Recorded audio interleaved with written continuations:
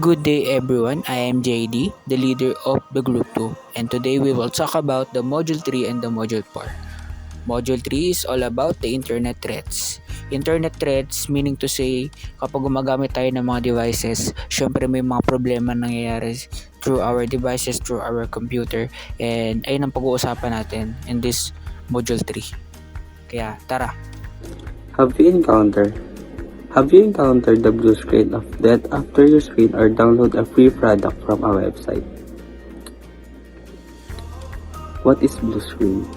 The blue screen of death, blue screen error, blue screen fatal error or bug check, and officially known as tough error, is a critical screen error display from Microsoft Word of reacts or operating system event and fatal system error. It indicates system crash, which is operating system has react a critical condition wherein can longer operate safely. What is malware? Malware. This term came from the blended words, molecules and software. We have a 6 types of malware.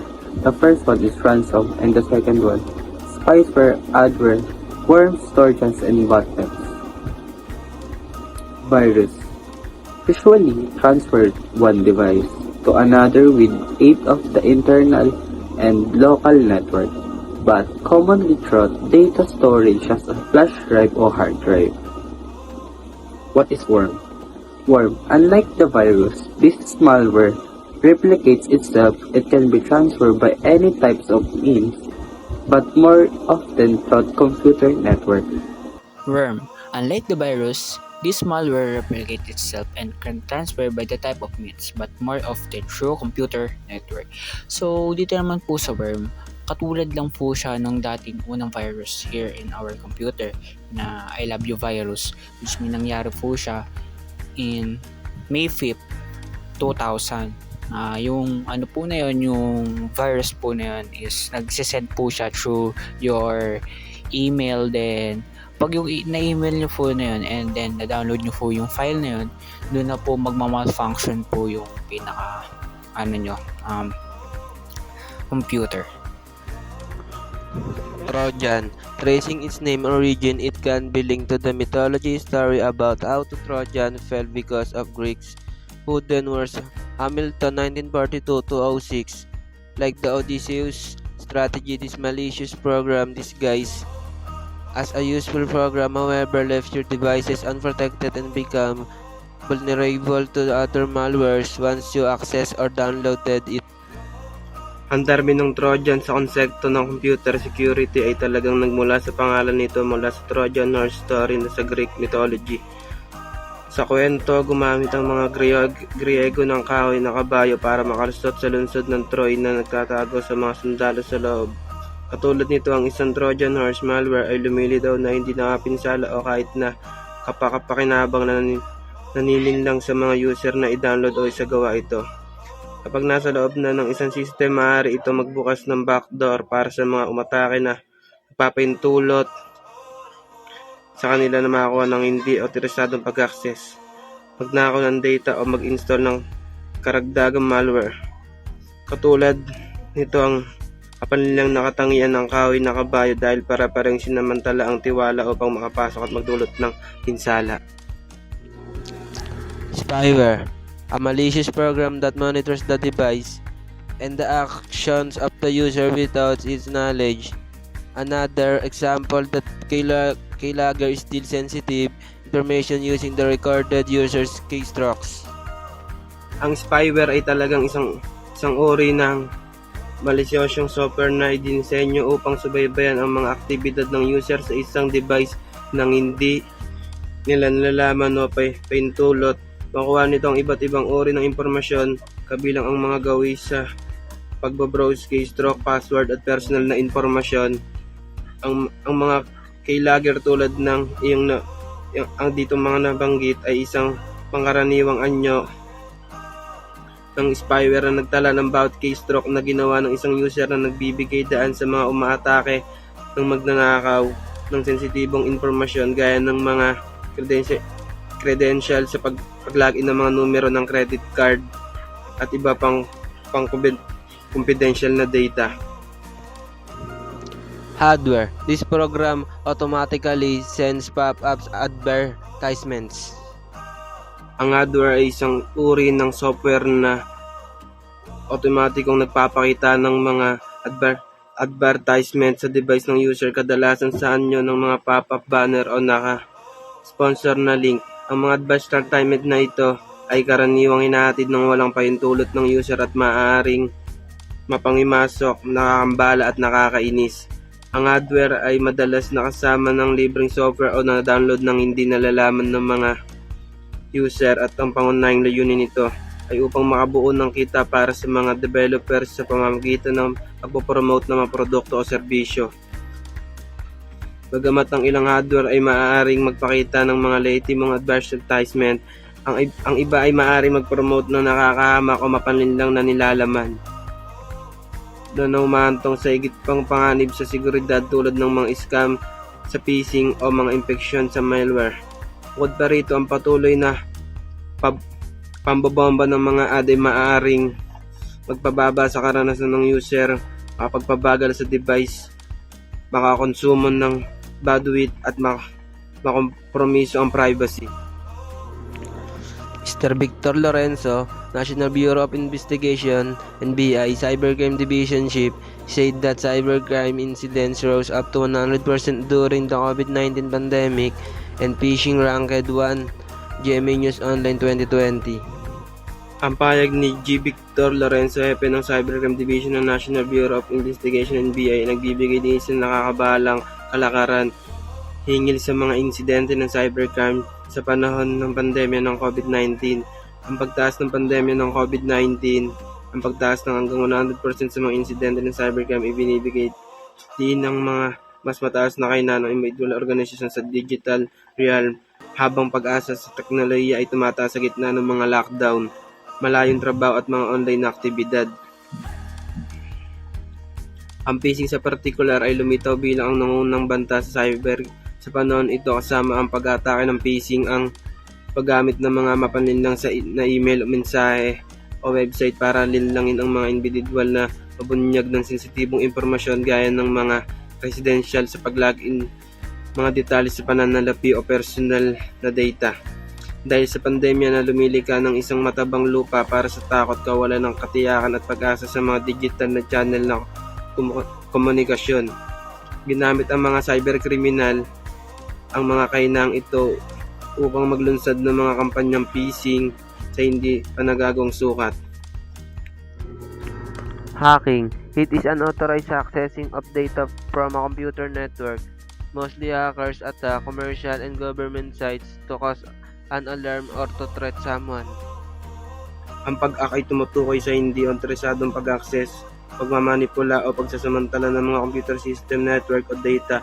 Bagamat ang ilang mga hacker ay maaaring nasangkot sa pag-hack para sa mga malisyosyong layunin tulad ng pagnanakaw ng sensitibong impormasyon, pag-abala sa mga serbisyo o pagdudulot na pinsala sa pananalapi. Ang iba ay maaaring mag-hack ng mga sistem upang lintad ang mga kahinaan, itaas ang kamalayan o isulong ang mga layuning panlipunan o pampolitika. Non-delivery of merchandise, which mean dito lang po sa part ng slide po na to is ito po yung naging uso po ngayong nag-pandemic po hanggang sa ngayon po. Alam naman po natin na ganun kasikat ang online selling ngayong panahon po na ito. Like lahat ng mga tao is more on online na lang binibili kasi mas mabilis yung buhay nila through internet. Like order ka na lang, kiklik ka na lang, then dadating na sa iyo kung ano yung mga gusto mong product or foods na in-order mo through online. Kaso yung iba po, yan nga, sabi nga po dyan, once the victim pay its payment. So ito na naman po yung karaniwan sa mga taong mahilig po credit card na like para nabayaran na po nila yung isang product through GCash or through credit card nila, tapos yun po hindi po nabibigay yung kanilang product or hindi po nadi-deliver. Electronic harassment. Dito po sa part na to is which mean ito po yung mga cyberbullying na sinasabi through online. Like alam naman po natin to online meron po mga nag-aaway like yung online rambulan, ganun po. isa po siyang example ng electronic harassment. Lalo na po yung mga nagbubulihan through our internet or through our computers devices. Yun po. Child pornography. Ayon po sa Republic Act 9775 or Anti-Child Pornography Act of 2009, it is an act of real of simulated explicit sexual activities that involves any child age 18 below and its penalties depending on offer. So ito daw po yung mga sexual activities like underages, like alam naman po natin marami nangyayari ganito through our online or na involved po sa mga ganyan sexual activities na sinasabi nga po involves child age under age 18 below its penalties depending on the offer. Then if it's the parents or relatives of the child, they receive the maximum penalty. Like pag sa mga parents, so syempre kailangan bantayan din po natin yung mga anak natin kasi hindi din po natin alam kung ano yung mga ginagawa nila through their devices nga po, diba? So yan. Prostitution. It is an illegal act engaging in any sexual activities. Like ito po yung mga harassment po, sexual harassment. Katulad lang din po siya na nauna na which is nauna po na child pornography. Criminal copyright infringement is an unauthorized use or stealing of intellectual property such as movies and music or profitable benefits. Sometimes students violate it through plagiarism. So sabi nga po dyan sa module natin na pag po daw po siya, unauthorized use or stealing intellectual property. So sabi nga daw po na paggamit mo daw po sa property ng ibang tao na hindi mo po sila pinibigyan ng pahintulot, which is mean na marami po nakikita nito through our CDs na pinapanood po natin na marami po nagka-copyright doon. Like makikita po natin pag pinili po natin yung mga CDs na nabibili po natin sa palengke na makita po natin na halatang recorded lang po yung mga movies na yun. At yun po ang isang example na copyright infringement, which mean pag gamit mo po ng property ng ibang tao na hindi mo po binibigyan sila ng pahintulot or yun po na sabihan po sila na gagamitin mo po yung and sinasabi din po dyan na student violate it through plagiarism, like katulad po ng paggawa po natin ng ating research paper na alam naman po natin na kapag gumagawa po tayo ng research paper, kailangan po natin bigyan po ng reference or pahintulot ang ating mga writers through their works na mga research na pinagagawa po nila. Siyempre kailangan din po natin sila bigyan ng karapat-dapat na pahintulot para hindi po ma-copyright or ma-plagiarize ang ating ginagawang research paper. Next, we will talk about the module 4, the netiquette and intellectual property. So sa module na ito, ang pag-uusapan po natin is about sa netiquettes. Siyempre mayroon po tayong rules and regulation na dapat sundin pag gumagamit po tayo ng ating mga devices. Siyempre hindi lang po kailangan pindot po tayo ng pindot, ganyan, na hindi na po natin alam ang behavior po natin through online. Siyempre kailangan din po natin ng proper rules and regulations sa ating paggamit ng ating mga cellphone. So, ang intellectual property naman po, syempre, karapatan po ng bawat isa sa kanilang mga gawa through literature man yan, or videos, or kahit ano. So, ayan po ang pag-uusapan natin dito sa module 4. Digitalized citizenship is the way we think, act, and be online. Common sense. There is a certain set of standards that we must follow when we are online, and that's called netiquette. This term created by compounding net and etiquette from the internet. Virginia Shi, referred as Miss Manner of the Internet, wrote the 10 core netiquette rule. Rule number 1. While conversing online, remember always that there is a vulnerable human like you behind the screen of our device. Let's be mindful towards other about your words and apply the golden rule. We might think what we are really saying is a joke. Thought other people might be take differently. Ang rule number 1, dapat respeto mo yung mga nakakausap mo sa online. Then, dapat hindi mo masyadong nag-iingat ka sa mga word na gagamitin mo. Yan na po. Ang rule number 2 naman po, Whenever laws are values we following in real life, they also apply in digital space and we must follow them as a responsible user. Ang rule number 2 naman, dapat may mga rule din siya sa mga kagaya ng sa totoong buhay. May mga rule din siya na sinusunod. May dapat sa may digital platforms din, may mga rules din na sinusunod. Ayun lang po. Rule number 3. Know first on what platform you are and who are your audiences before interacting with others on any platform. Sa rule number 3 na to, una sa lahat, kailangan alamin mo muna kung ano yung platform and alamin mo kung sino yung mga audiences na bago mo to i-interact. Rule number 4. Remember, you're not the only cyberspace user. Sa rule number 4, alalahanin mo na hindi lang ikaw ang gumagamit ng social platforms or social media, and sa pag-post or pag-upload, kailangan worth it yung makikita ng tao at hindi masasayang yung oras nila sa'yo. Rule number 5. Think before you click. Don't post anything you might soon regret, like a wild party night photo. Always remember that it leaves a digital footprint whatever you posted and or deleted online.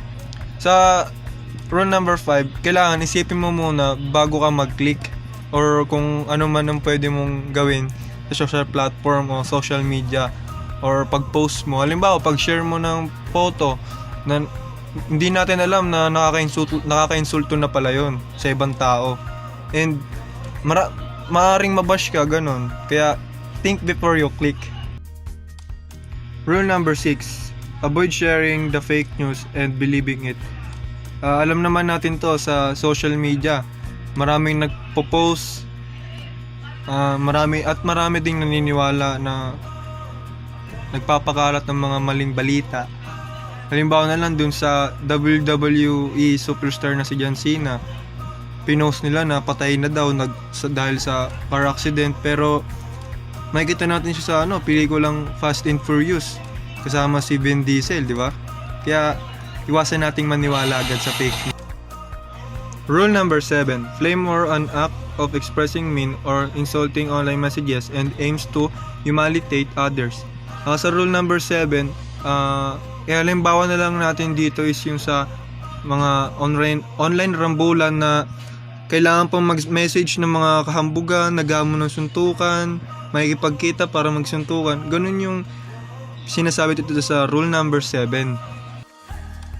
Okay, for the rule number 8, as old say, sabi nga ng mga matatanda, do not touch what is not yours.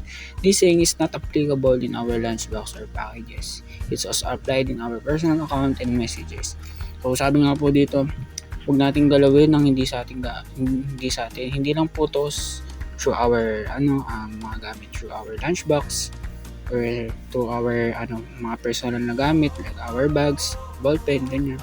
Siyempre pati na rin sa natin mga personal accounts or mga messages. Like kung may nakita kang cellphone na kaklase mo, siyempre wag mong galawin yun, wag mong basahin yung mga messages na nakita mo sa phone niya. And then also applicable din siya in relationship. Sabi nga na offering your partner password for the social network sites does not mean loyalty. Like yun nga, sabi nga, hindi loyalty ang pagbibigay mo na sa partner mo. Like may sarili tayong privacy, kaya respect natin ng isa't isa. Rule number 9. Note also the great power comes with a great responsibility. So sabi nga dito, no matter what strength or information you have, don't misuse it like them. Like sinabi nga po dyan na yung mga ethical hackers tsaka yung mga black hat hackers ay ginagamit nila yung kalakasan nila para makakuha ng kahinaan ng ibang tao. So ayun yung sinasabi dyan na do not misuse it like them. So gamitin mo yung proper yung mga nalalaman mo at mga natutunan mo through your computers or devices. Sinasabi lang sa last rule is whether it's wrong, spelling wrong, senseless question, unnecessary answer, it's normal for us as a human to commit a mistakes. Let's forgive the error or another user. So, basta sinasabi lang dyan, kung may nagkamali man yung ibang tao, syempre, i-correct natin, huwag natin pagtawanan, ganyan, or pagsabihan natin in a nice way, huwag natin siyang tawag dito, natin ibigdig yung pagkakamali niya, itama natin kung ano yung mga pagkakamali na ginagawa niya, at magpatawad tayo kung ano mga naging pagkakamali nila. Yun. Okay, we must adhere to Republic Act number 8293, also known as the Philippine Intellectual Property Code, to avoid copyright infringement, which involves plagiarism, taking picture, thesis content without author consent. This is the major crime that can be committed by students. So, sa Republic Act number 8293 daw, sinasabi daw po dyan, is ito daw po yung Philippine Intellectual Property Code para ma-avoid ang mga copyright infringement na nangyayari, which involve plagiarism or taking pictures of thesis content without authorized consent. So, ito daw po yung karaniwang ginagawa ng mga estudyante, which is plagiarism or pagkuha ng mga pictures ng thesis na walang author's consent. Kaya nagkakaroon po ng mga plagiarism yung mga estudyante. Major crime daw po siya ng mga students. Yun po. Intellectual property. So, sabi nga po dito, any original creation, invention, like kahit anong mga creation or invention natin, tinatawag po siyang intellectual property.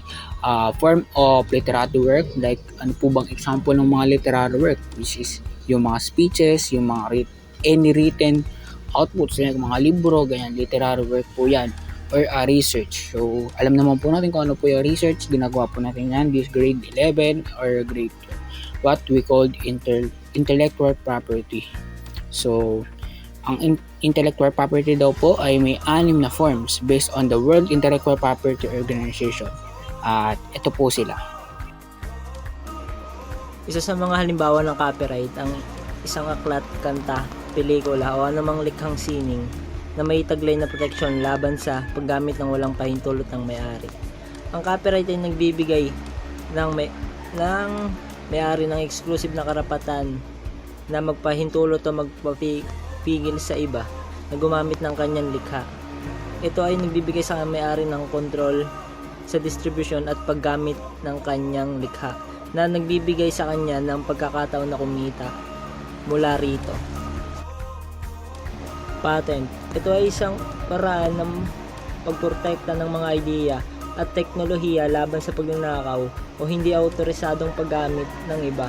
Sa pamamagitan ng patent, ang may-ari ay may kontrol sa kanyang inobasyon at maaaring kumita mula rito sa pamamagitan ng lisensya o pagbebenta nito.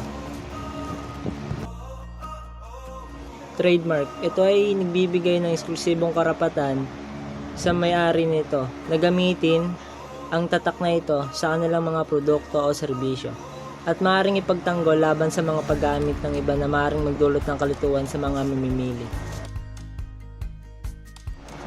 Ang industrial design ay ang proseso ng paglikha at pagdevelop ng mga produkto na hindi lamang maganda sa paningin kundi maaaring maging epektibo at praktikal sa paggamit. Ito ay naglalaman ng mga elemento tulad ng estetika, ergonomics at pag-andar ng produkto. Halimbawa nito ay ang paglikha ng mga modernong sasakyan na hindi lamang maganda ang disenyo, kundi maaaring maging mabilis, matipid sa gasolina at komportable para sa mga pasahero. Ang geographical indication ay nagbibigay proteksyon sa mga produktong may kaugnayan na sa tiyak na lokasyon na nagpapahiwatig ng kanilang kalidad, reputasyon at katangian ng lugar kung saan sila ginawa. Secrets. This is an intellectual property right on any sensitive or confidential information which may be able for sale. So, syempre sa mga binibenta natin product, syempre may mga confidential information yan na hindi po dapat malaman ng mga customer natin. So, ayun po ang tinatawag na trade secrets. So, sabi dito, integrated circuit layout design. Na-add daw po siya sa type of intellectual property ng Republic Law no. 82293. Nagpo-protects daw po siya ng placement of integrated circuits or known as chips to produce digital devices as more and advanced function. Species needs a large amount of money and time from highly qualified species. It is considered as another form of intellectual property by the Philippines government. So sa part ng slide po natin na to is makakatulong po to sa ating mga estudyante para hindi po ma-copyright ang ating mga gawa or ma-plagiarize po ang ating mga gawa. Siyempre, pinakauna po is understand. So, typically daw yung mga estudyante nakaka-copyright daw po when they copy the sentence or paragraph from a book when they use it but fail to cite to conclude their reference list. So, makaramihan sa mga gumagawa ng estudyante, hindi nila binibigyan ng reference list yung mga gawa nila. Like, yung kinukuha nyo yung link through your mga sources. Like, sa mga nag-search kayo ng mga lessons pero hindi kayo naglagay ng reference list. So maraming ganyan. So kailangan syempre intindihin natin yung ginagawa natin para hindi ma-copyright yung gawa natin, 'di ba? 'Yun. Tsaka kailangan, sabi nga diyan, kailangan may naka-passage. When you see this passage, yung this is protected by copyright. So yung mga gawa doon na may mga nakalagay na ganyan, the all rights reserved, no part of the material yan. Protected by copyright. The second one is be responsible. Although you have not noticed a copyright page or the author has written that you can use it freely for a variety of purposes, it is still our responsibility to know more about whether something is protected by copyright and to ask the author permission. It is in a form of respect to the original creator. Siyempre, kailangan responsable tayo sa lahat ng bagay, lalo na sa paggawa natin ng mga papers or kung ano-anong mga gagawin natin mga art, mga works. So, siyempre, magbigay pa rin tayo ng mga credit sa mga sa mga may property na mga gawa na yun para hindi maging isang copyrighted or plagiarized yung gawa natin. Be creative, include your creativity, particularly if it's attributed to you or each of your work or output. Siyempre, sino naman gustong pangit yung gawa natin, diba? Siyempre, dapat maging creative tayo sa bawat gawa natin para maging presentable tignan at kaya-ayang basahin ng mga mambabasa ang ating mga gawa. How do you know the copyright law? Did you know there is a law in the Philippines Intellectual Property Code as written in Section 185? You may use the copyright work under the fair use provisions. Fair use is a permission to use works that are protected by copyright, such as book, music, and lyrics, etc. to following purposes: teaching, reporting, criticizing, or commenting, and comedy or parody. Common Sense Education 2014. So sabi nga daw po, ang fair use is permission para magamit mo daw yung mga copyrighted na gawa like books, musics, or lyrics, or ano pa man yan, through na purposes mo siya, through teaching or through sa reporting, gagamit mo daw yun. Yan, base sa fair use ng law. Sabi dito, beside that, there are 4 fair use points which must be followed. So, number 1, small crop part of the work can be used. So, sabi nga doon sa mga work or literary, sa mga kanta, ganyan, mga libro, syempre, kailangan lang daw small crop or part of the work can be used. Yung mga konti lang kailangan mo gamitin para hindi ka maka-copyright or ma-plagiarize. Diba? So, number 2, you must add your imagination to make it original by giving it a new sense. So, yun nga daw, add your imagination daw para maging original naman yung gawa mo. But it's giving a new sense para may bagong sense naman yung papalabas mo through your work. Pero, sa paggamit mo ng ang gawa nila, pero pagdating sa'yo, kahit ginamit mo yung gawa nila, may bagong mapupulot na aral sa gawa mo. So, number 3, the job must be done in a totally different way.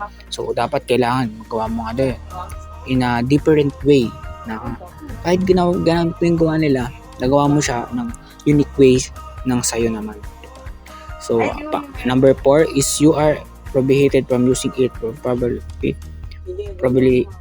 profitable purpose. Whether it's not work falls in the policy of fair use. Giving credits to the creator as respect using its responsibility is still a good thing. So sabi nga doon, mas maganda magbigay ka ng credit sa mga creators para respect na rin sa nila na Mas maganda daw yun. It's a good thing na magbigay ka pa rin ng credits, di ba? Kahit naka-under siya in fair use. So, ito na po ang module 3 and 4 na nireport na group 2. Hope na sana may natutunan po ang lahat sa inyo, sa mga nanood po dito. And peace out, goodbye.